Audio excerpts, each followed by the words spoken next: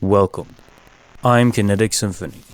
I hunt down and report on mysterious and weird, true stories, from glitches to the paranormal. This is my channel's weekly compendium, ending Monday, September 5th, 2022.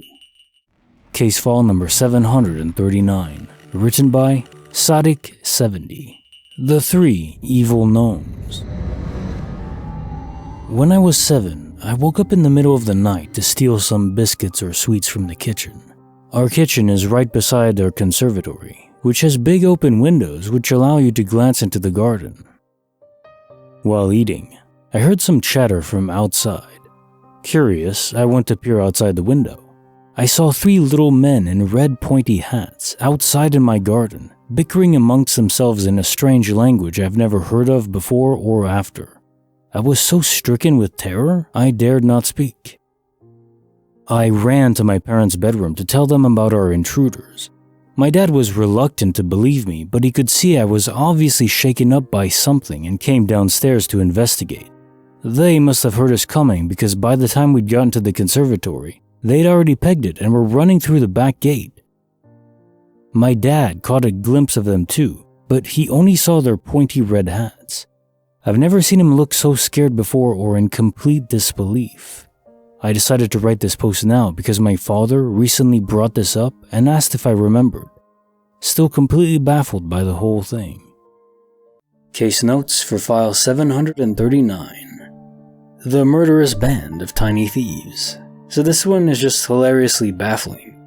These 3 tiny gnomes, were they actual men? Were they really gnomes? Probably not.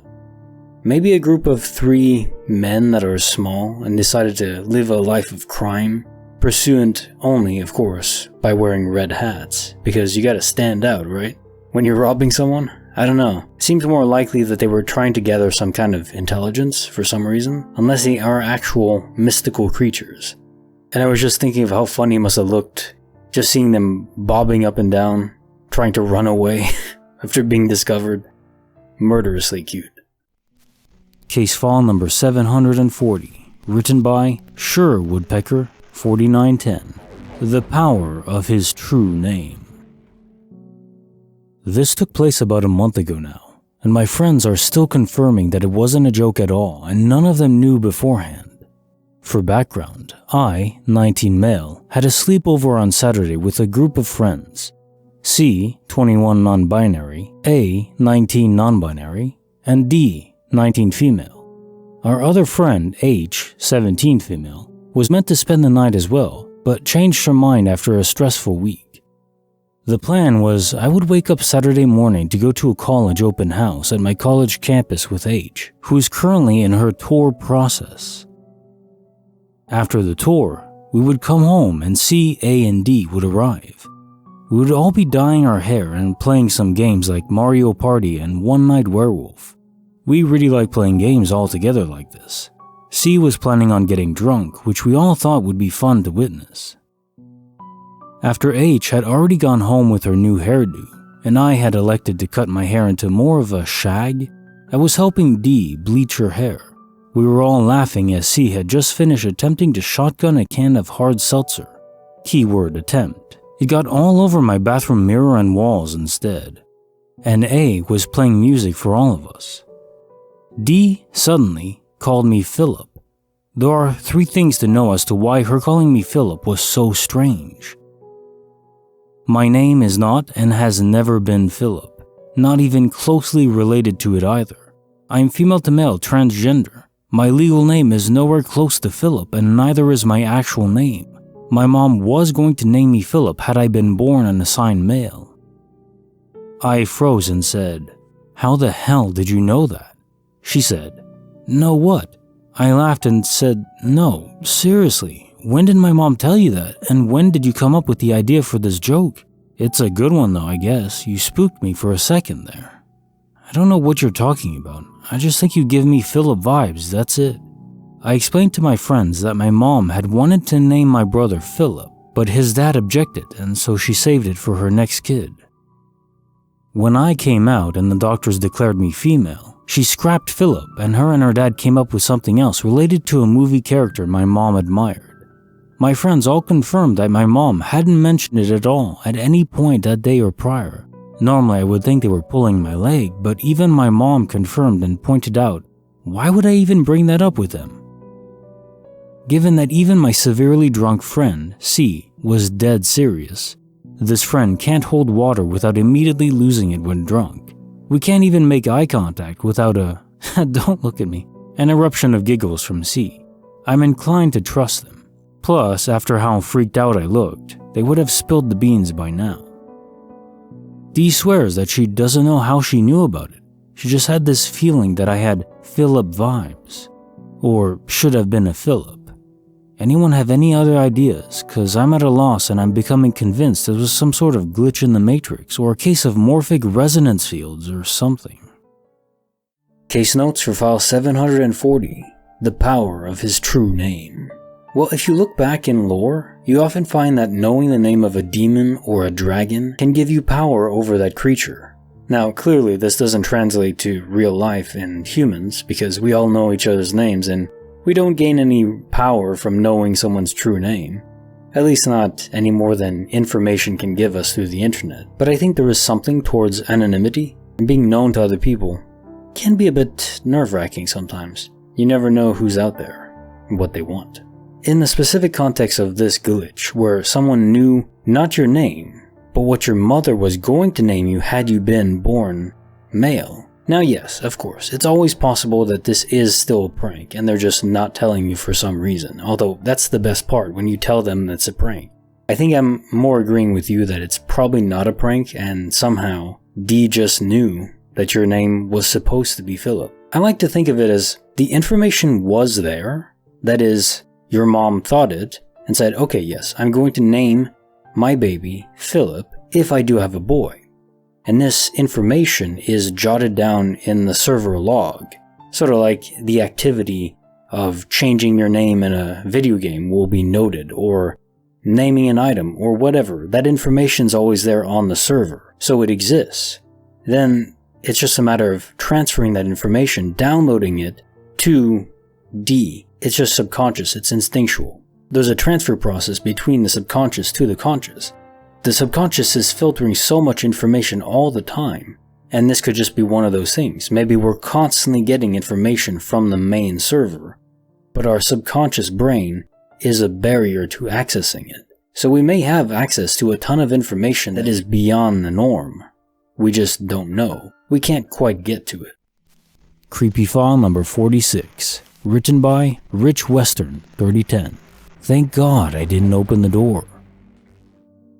Around 3 to 4 years ago, when I was 12, I was at my aunt's house visiting for camp. I was upstairs and saw the camera go off, saying someone was at the back of the door. It was my older cousin, so I went downstairs to open the door. I was able to see him for a little bit before I actually got to the door. There's a window by the door. He looked so determined and focused on opening the door. He spent less than a minute at the door, then he got in his car and sped off. I didn't think much about this, honestly. All I thought was, oh, he must have been in a bit of a rush if he didn't bother to call us to open the door. I was even thinking about opening the door and calling out to him before he drove off, but I was feeling lazy that day. About 2 minutes later, the house phone started ringing along with my personal phone and my grandma's phone. I picked it up and it was another one of my aunts telling me not to open the door and stay away from the windows. They told me they already called the cops, but that I should call again. I was very confused and asked what happened. They explained my aunt and cousin got into a very heated argument about the business she owned, left him $300,000 in debt the day before. That led to him hitting her. The next day, he came looking for her very upset, but couldn't find her at the office. He proceeded to drive to my aunt's house while on the phone with some family members telling them how he was going to kill my aunt, his mother. I remember going to the kitchen and picking up a knife to keep with me just in case. I was shaking while thinking about where to hide. He ended up coming back and he started walking around the house looking through the windows before he sat at the front step. Luckily, I was on the second floor. I don't even know what exact time I called the police due to my panicking. The cops ended up coming and made my cousin leave, but my grandma wanted to talk with him first. Throughout their whole talk, I still hid upstairs, listening through an open window. I prayed she didn't mention my name in case he came back later in the night. Luckily, he never did. To this day, I'm so glad I didn't open the door. I feel like I was truly protected. We don't normally lock both the screen door and actual door, but we did that day. He struggled so much with the lock screen door that he broke the handle. Luckily, he didn't open the door where he knew the code. This situation still gives me so much anxiety, and I don't understand how he went back to acting like nothing happened. Never been back since, just in case he snaps again. Case notes for the creepy file number 46. Well, that was very unwise of your cousin to make a phone call where he's actually threatening to kill someone else. Your aunt. His mother. And I mean, I get it, $300,000 in debt. Maybe by accident, but still, that's an insane amount of debt to be put into by someone else. Now, maybe they were business partners. It probably is more of a mutual thing that happened, but nevertheless, that's rough. So I understand the motivation and the anger, but threatening to kill someone is never right, and especially to do it on a phone call. Honestly, I'm surprised he wasn't arrested. I guess your aunt didn't press charges. And you noted that you don't often lock the doors or windows, but this time, just seemingly at random, you did. Was there some sort of guardian angel afoot? Some sort of instinct telling you, you need to lock the doors this time. Just today. Won't tell you why, but you'll appreciate it. And I'm guessing you did. Our subconscious, either by magic or just through sheer excess information that we don't know how we have, but we have, knows a lot. And sometimes that information is fed to our conscious mind. So just listen to it. It's not 100% accurate, but man, trust your gut. It'll save you more times than not. If you're looking for even more content, I'm narrating fictional horror stories on my Patreon account. Come check it out. Now on to the next story. Case file number 741, written by Has No Style, Order from Chaos. I worked at a call center that took after-hour calls for doctors' offices. We would then create a ticket and send a request for a nurse or doctor to call back the client about X issue. You would expect that the issues people called in about would be varied and random, but that wasn't always the case. There would be unexplainable convergences of issues. Like more than 50% of the calls being about a particular, normally uncommon issue that wasn't illness related but more behavior related. For example, someone fell down. There would also be runs of people with the same name, like too many people all named Heather. The oddest thing to happen was name related. There was a famous family feud in history, so family last name A and family last name B. Neither of these are terribly common last names, and as first names, they are absolutely unheard of. Yet one night, within an hour of each other, I got a call from someone with last name A as a first name, and another with last name B as a first name too. It just seemed that at times what was going on could be more explained by malfunctioning random algorithms than real-life natural variety. Does anyone else that works with volumes of people or issues ever see these types of odd convergences? Case notes for file 741, Order from Chaos. It could definitely be a glitch, but it also can just be a representation of true randomness. Most people expect true randomness to be somewhat orderly. It's a weird intuitive sense that we have, but when you have a truly random system, things can repeat often. So the first part of the glitch probably isn't a glitch. The fact that, on some days you have 50% of calls that are just, oh, I fell down, which is rare normally, but some days just can happen. Say if you have a string of repeating numbers that are entirely randomly generated, maybe from the chaos of the atmosphere, which is one way to approximate true randomness, then you'll often have numbers that repeat even up to 10 digits or more. So you have 7, 7, 7, 7, and so on for like 9 or 10 times, and then maybe zeros all the way through. Now the second part of the story is more intriguing. If you have two very rare names back to back, a sort of glitch in terms of how the universe displays and pushes in NPC interaction with us. Because I do think that's possible. I think it's even likely that not every single human being we interact with is animated, so to say. Sometimes I think some people are just NPCs, approximations of a human being, and hard to distinguish. but not entirely possessed of the spirit or soul that we have. And I think this is the case because if this is a test or a simulation or some sort of environment that's controlled, well, you can't have every single human being animated in that way, because then there would be no way to truly control or even really influence anything. You could influence the world, I guess, but you need to have more direct control over individuals, and this is a way to do it. You have NPCs that are controlled by the developers, or programmed by them at least, given a set of parameters. That makes more sense to me. So this might just be an example of that. Bonus file. Written by Call Me Jimothy, the Casino Medium.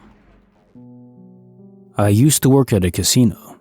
One night I was approached by an elderly woman asking about paging someone over the intercom. I tried to explain where to go, but she insisted I personally walk her to the desk where they can do that. As I walked her through the casino, she started talking to me. She mentioned she was a medium and how her family has always strictly advised her against sharing that information with people. When you work in a casino, you encounter a lot of scammers and odd people. I was polite, but tried not to engage with her much on the topic. As we kept walking, she said something to me about my sister. I stopped and asked how she knew my sister. She didn't, but started talking to me at great lengths about my family. At this particular time, my sister was going through a very difficult time in life that was impacting our family as a whole. I was skeptical, but curious. As she went on, I was careful to neither confirm or deny anything, but just listen to what she had to say. She went into great detail about how my father, mother, and even I played into the current situation. She even began to become visibly emotional, as if she could feel what my mother was feeling. I was utterly astonished, as she told me that I, being the oldest and most diplomatic in my family dynamic, needed to be more outspoken with everyone involved. Everything she had told me was undeniably accurate and insightful, but then she shifted her focus. She told me about someone I worked with and went into great detail about what this person looked like and how they felt about me. She talked about the dynamic between us and advised me to take caution. At this point, she had lost me. I couldn't think of a single person or relationship in my working life that fit that description.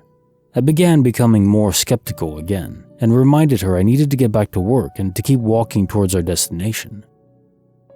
She kept talking to me as we walked, and I began to once again find myself astonished as to not just what she was telling me, but also how she would go about it, her body language, expressions, and emotional energy. As we got closer, she abruptly stopped walking. When I noticed, I did as well and turned back to her.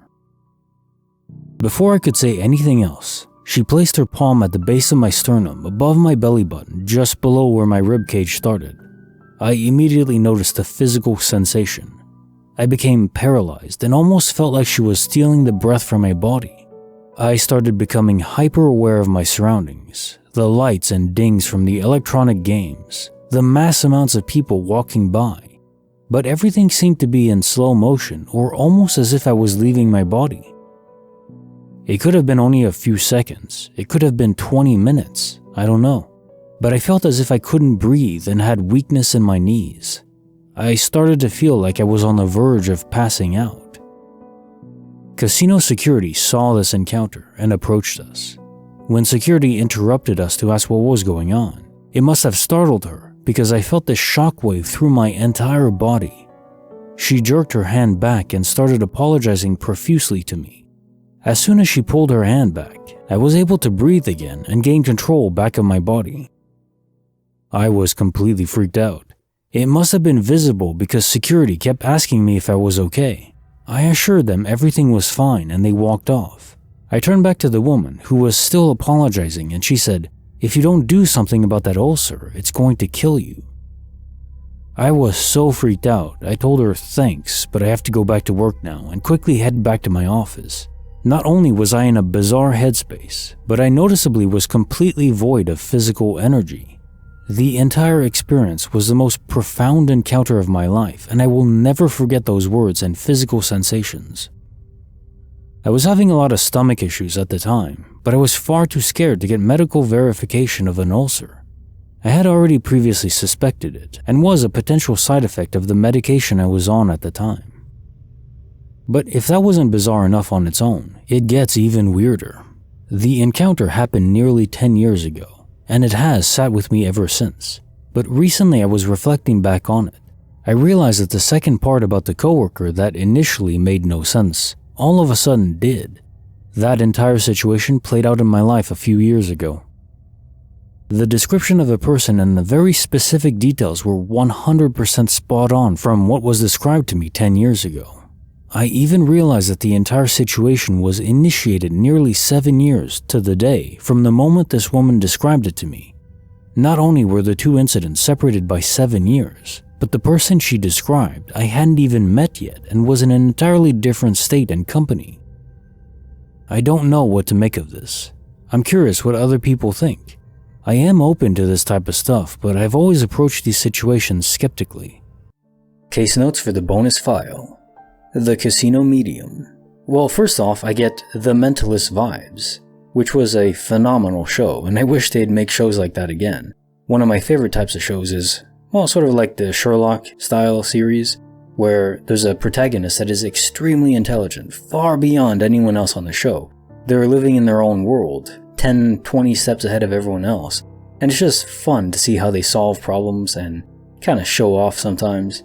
The protagonist is a mentalist, but he was making people believe that he could interact with spirits of the dead and loved ones would pay money. Of course it was a scam, he wasn't really a medium. You can get all kinds of information from people online now. That said, the description of this interaction does go beyond that, given that she touched you and you were feeling all kinds of weirdness from it. Now, maybe some sort of drug is involved there? But that seems less likely the more I think about it, because as soon as she removed her hand, her palm from your chest, you instantly felt more aware, not fully recovered from whatever happened.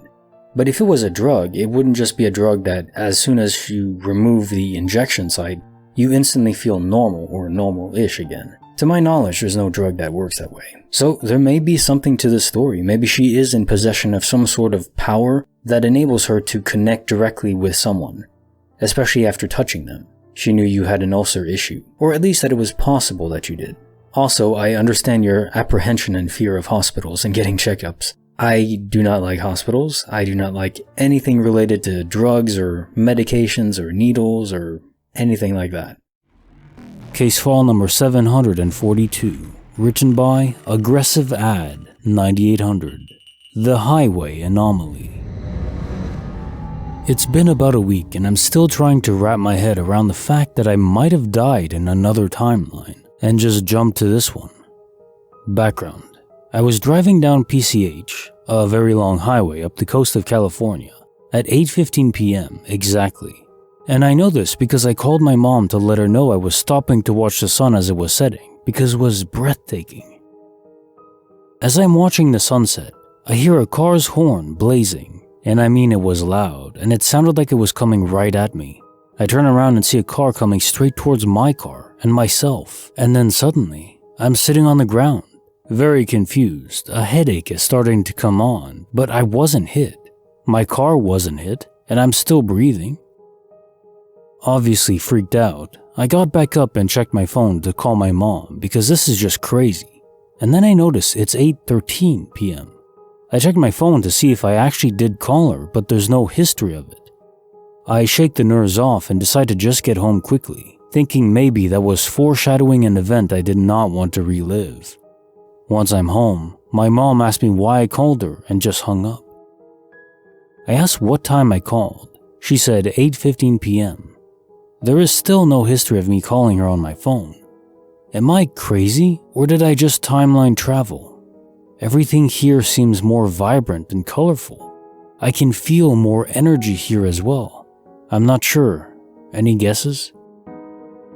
Case notes for file 742, The Highway Anomaly. One note that's interesting here is you mentioned having a headache. If this was a quantum immortality event, that isn't often reported. In fact, I don't think I've ever heard someone say that they had a headache after.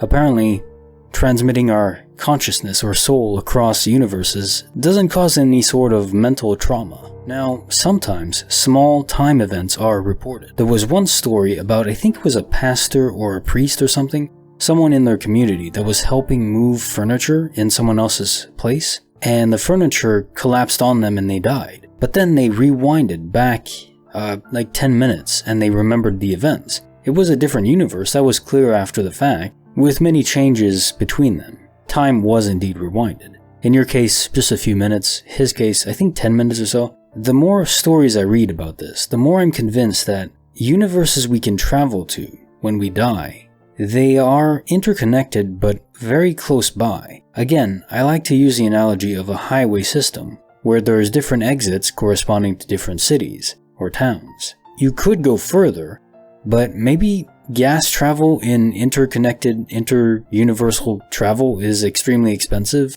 and it's not something that easily happens. So because of that, we always jump to the nearest universe. And if some trickery is needed to make that work, like rewinding time in that universe slightly, or injecting your consciousness into an earlier version of the you in that universe is necessary, well, that's what happens. It seems like the case. That said, that your mom remembered you calling, but there's no call log or history. That one has me puzzled. Maybe this isn't quantum immortality. Maybe this is something new. Case file number 743. Written by Dragonborn123. Houses that come and go. At the time of the event, I was visiting with my dad and his wife. They live in a very small and very eerie town around 2 hours away from me.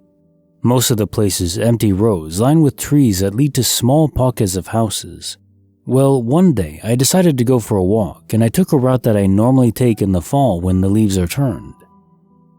You have to walk down towards the beach and then take a sharp right onto an inclining road. The road is long and there is nothing on it except a small shack where a large electricity box is held. So needless to say, I wasn't expecting to see any other man-made structures. I was nearing the peak of the hill when I saw it. 2 houses next to each other. Both of them were clearly abandoned because they were boarded up and falling down. I was speechless. How had I never seen this before? They weren't small, and no trees or bushes had grown enough to cover anything up. Something didn't feel right. I don't know how to describe it other than feeling like I was looking at a mirage in a desert. I went back to my dad's house and asked him how long the houses had been there, but he was totally confused because that road has never had any houses. The next day, the 3 of us were out for an evening drive, and I convinced my dad to go up the road so I could show him. But the houses weren't there. There wasn't even cleared land where a house could have potentially been.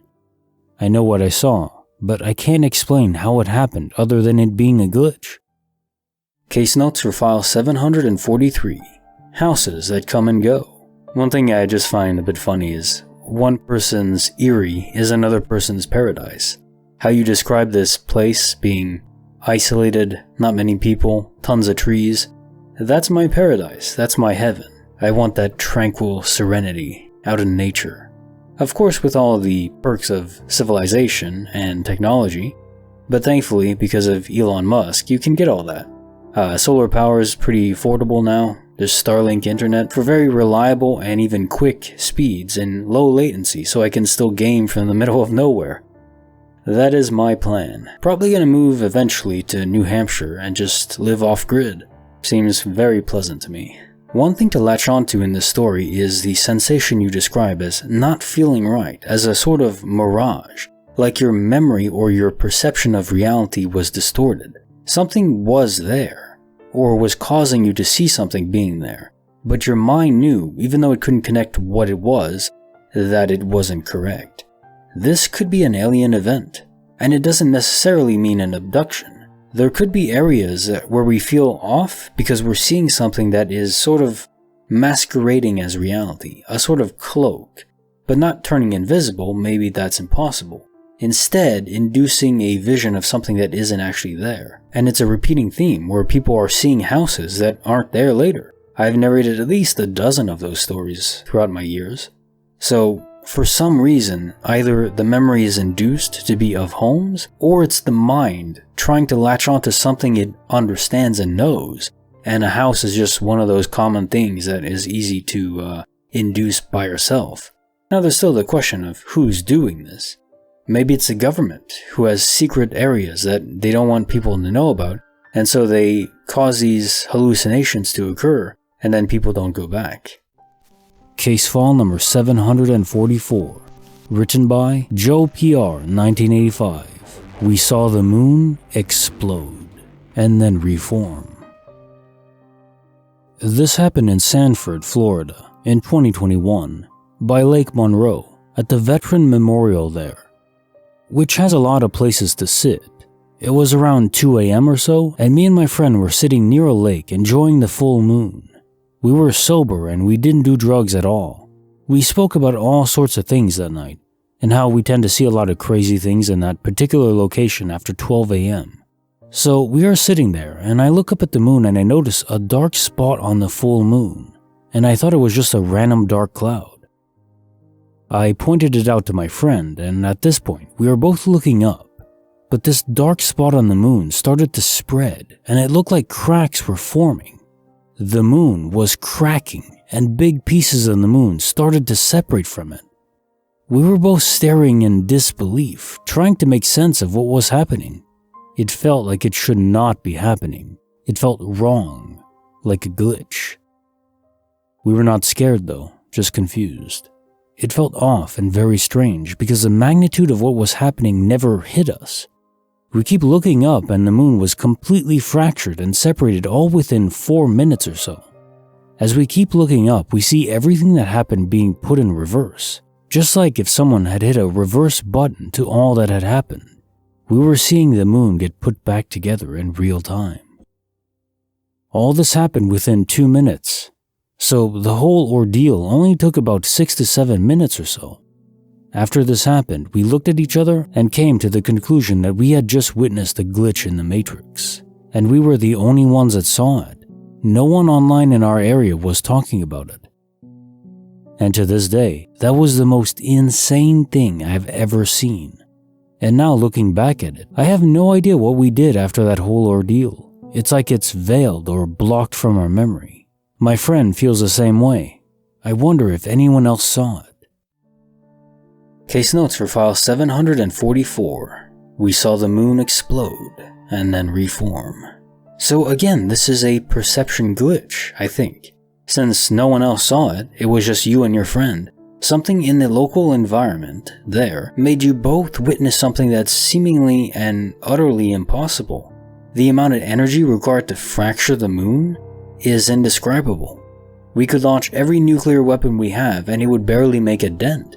The moon is still gigantic, trillions and trillions and trillions of kilograms. And of course, even if something could destroy it, it couldn't possibly reverse time in a localized area to reform it. That's some Dragon Ball Super Whis angel level powers, and I don't think anyone has that, not even hyper advanced aliens. So I wonder if you had any sort of time issues after. Of course, it's hard to know if you lost 6 minutes or 7 minutes. That's not really enough time to notice much. And while this isn't evidence of aliens, I would say, it's often the case where memories are warped because we have built-in self-defense mechanisms against trauma. If something truly terrible happens to us, often we'll suppress the memory. However, the mind is weird. It doesn't speak to itself in the way we think it does. Different factions vying for power in your mind. That's the best way I could describe it. And some of those want to know what the hell's going on. It's kind of like Data in that one episode where the whole crew had lost their memory, and this was because of an alien civilization. They discovered them, they weren't supposed to. And the aliens in this case were xenophobic. They didn't want anything to do with anyone else, even people knowing of their existence. So Data wasn't affected by the memory wipe, and I'm gonna hide all evidence that we ever were here. But the whole crew, they were seeing signs that things aren't adding up. Okay, the clock on the ship isn't corresponding with how much time has passed, etc. So they all investigate. That's our brains picking apart at these memories that don't make sense. They're there, but they're not supposed to be there. They're not properly formed. They don't belong. They're artificial. Case file number 745, written by Pi Fanart. The song that saved my life. This has been bothering me since it happened a few months ago. At the time, I chalked my feelings up to being in an unhealthy mental state, but now I've recovered physically and mentally, I still think this was a glitch. A few months ago, I got into a pretty serious fight with my partner. I'm not going to go into details because those aren't important, but I honestly thought he was going to leave me, and I wanted to end it all. I went to work like normal, but wasn't feeling good. Hadn't eaten that morning, barely slept, and was reeling from the fight the past couple days. So I left work early. I didn't want to go home, so I drove around town for a while, trying to find a reason to go on living. I went to a thrift store and wandered for a bit before landing at the local park. I sat in my car until I was scheduled to get off from work, and then drove from the park to the house. When I got to the house, the fight continued. After about an hour, I couldn't take any more, so I ran out the door, got in my car, and drove to the parking lot of the local grocery store. It was around midnight, and the store had been closed for a couple hours. The only people in the parking lot were those getting gas at the station. Without getting graphic, I had a knife, and the intent was there. I remember holding a rag to the injury so that my car didn't get dirty. Some time passed, and an ambulance drove into the parking lot, with sirens blaring. I was a bit panicked, thought someone had seen me, but they drove past my car. My rearview mirrors had been tilted upwards because the headlights of passing cars kept shining in my eyes, so I didn't see where they went. But when they passed my car, the sirens turned off. I ignored them and felt kinda sleepy. A few minutes later, the same thing happened. Another ambulance tore into the parking lot with sirens, only to drive past my car. I rolled down my window to look and see what they were doing, only to discover that there were no ambulances in the parking lot. At that time, I figured that they probably drove around to the back of the building. Then, my car radio, which I had on in the background the whole time, played a song I had never heard before. Keep in mind, I have listened to the same radio station for over a decade now. They don't change up their songs very often. It's in the top 40, 80s, and 90s. There is nothing new to be added to the station. I listen to it because it's familiar, and I know all the songs they play by heart. But suddenly, it was playing something new. It jarred me enough that I stopped the bleeding because I wanted to hear it to the end. I was entranced. After it finished, I looked it up online, wondering if possibly a recently released song had been accidentally played. The song was Rio by Duran Duran, and it was the original cover, not a new release at all. At this point, I realized the bleeding had stopped, but when I looked at my arm, it was barely a scratch at all. I had clearly seen what I had done to myself, and had the rags to prove it, yet the wound on my arm was much smaller. I drove home and went to bed, feeling put off by the whole thing. Ever since this happened, I keep hearing this song on the radio. The station has a list of songs that are in their playlist, and sure enough, that song is in the playlist and is listed as having been there for a long time. Yet, I've listened to this station most of my life and had never heard it before. I play the radio almost all day, and whenever I'm in the car. There's no way I just turned it off by chance every time the song would come on. I still can't get the event out of my head. I honestly feel like I did die, and those ambulances were for me, but my spirit or mind or something hopped universes to one almost identical, except where I didn't die, and this song is proof of it. I haven't talked to my partner or friends about it yet. I don't know how to bring up something like this. Case notes for file 745, the song that saved my life. So initially, this just seemed like a standard quantum immortality glitch, which is cool, I love them. However, there's one anomaly, the rag. Now, after injuring yourself, there was clearly a lot of blood if it was a fatal event, and the rag is there to prove it. However, if you did cross over to another universe, in that universe you didn't actually cut yourself so deeply that there was a lot of blood. Otherwise you would have died in that universe too. And as you say, the wound wasn't big as you look down. So how do you have the rag too? I've never heard of a quantum immortality event where a physical object is ported over along with the person. It's always just their sentience. So is this a new twist on the quantum immortality formula? Where even physical objects can commute over somehow? Or another option is that if there's no other universes adjacent to the one you're in, you still have to live, and to enable that, there's some sort of superhuman healing process involved that only happens in these deathly events. So in that universe you jumped to, you did actually fatally wound yourself, but the wound healed itself. So that would explain how the rag was still full of blood. Makes you wonder if, like, these universes we can cross over to, the pathways between them are more precisely defined, almost like a highway system. Next exit is the universe right over, and you have to go to that one no matter what. So there's processes involved to ensure that you can. Very interesting. Case file number 746, written by Kraken of Beverly Road. The glitch with a cosmic purpose. Last week I was at my sister's house to water her plants while she's away. I had about an hour there to catch the hourly bus back home. As I packed my bag to leave, I can't find her house keys. It's gone. I knew I let myself in, so they had to be somewhere. I turned everything upside down, checked under the couch, pillows, etc. Then I cast another look at the couch, and the keys are just laying there? Right there on the cushion, where I searched 10 times. I got really frustrated because I also missed my bus and didn't want to wait another hour. I walked to the train station, which is a bit further away, and I therefore never took the bus. As the train is announced, the man next to me starts to panic, going through his backpack and bag, patting down his cargo shorts, obviously looking for a mask, which are mandatory here. I remembered I had a spare mask and offered it to him as the train rolled in, and he looked at me so relieved and thanked me 100 times, saying I saved him since he has to travel across half the country now and can't miss his connections. My frustration was completely gone by that point. I truly think the key glitched by disappearing long enough for me to miss the bus to be at the train station to offer that guy a mask at exactly the right time.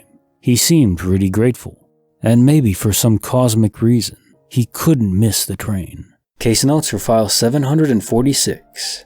The glitch with a cosmic purpose. I do think when objects go missing, unless they're just actually misplaced, which obviously does happen too, but if they're actually physically missing from the universe, they're out of phase with it, with this dimension. There's actually videos on YouTube that you can look up. They show how four-dimensional objects would appear to us in certain flat perspectives, comparing it to a two-dimensional object from our perspective. It's very illuminating to understand, if an object is in a higher dimension, it would appear by all intents and purposes as not existing to us.